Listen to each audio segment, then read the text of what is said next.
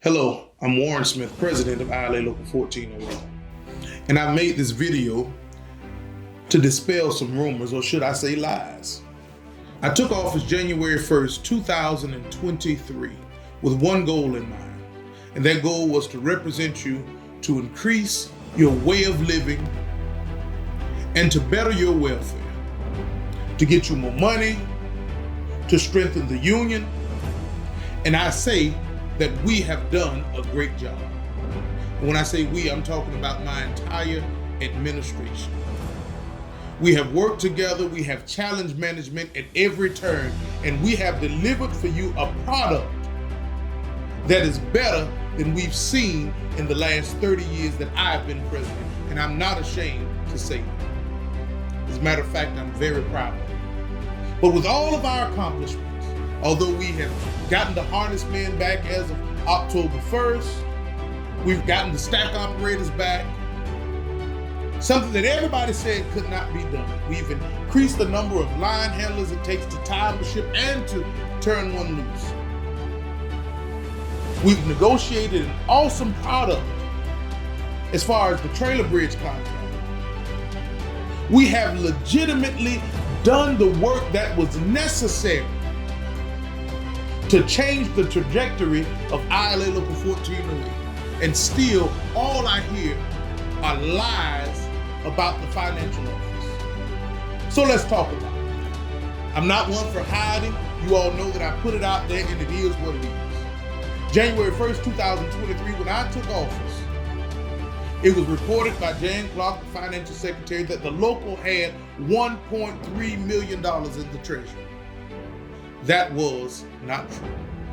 In fact, we only had $798,000. And I was tasked with taking that small amount of money, negotiating 10 out of the 11 contracts that we work under in the Port of Jacksonville, holding management at bay, and rebuilding the treasury with $798,000.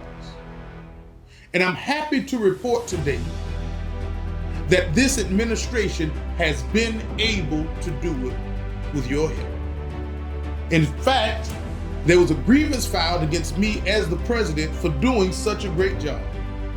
The same people who had been selling you out for years, a failed business agent, an administrative aide that is irrelevant, filed a grievance on me after seeing the job that I had done.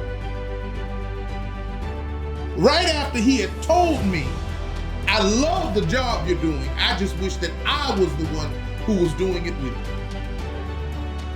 I did not elect Fred Wakefield for vice president, the organization did. I did not have the wherewithal to choose Fred over Keith Hopkins. That was not solely my decision to make. I cannot help the fact that administrators from the past who were selling you out at every turn, selling off your jobs, making agreements with management, now they see how it looks when you stand up for your membership. Now they see how contracts come out when you hold your ground and don't make under the table deals. I've always found that I get a better deal if I just keep my hands on top of the table.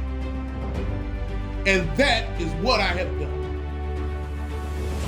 Now the hatred for me is simply because we have been so exceptional.